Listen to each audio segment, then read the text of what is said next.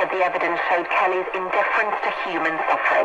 Here's his defense lawyer, Jennifer Bonjean. He has regrets and he is sad.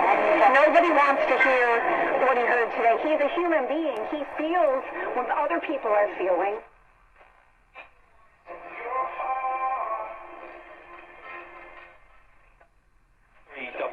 Let's get some news and sport headlines now with Steve Forbes. Congratulations. happens with oil in both sides. Although one side has a false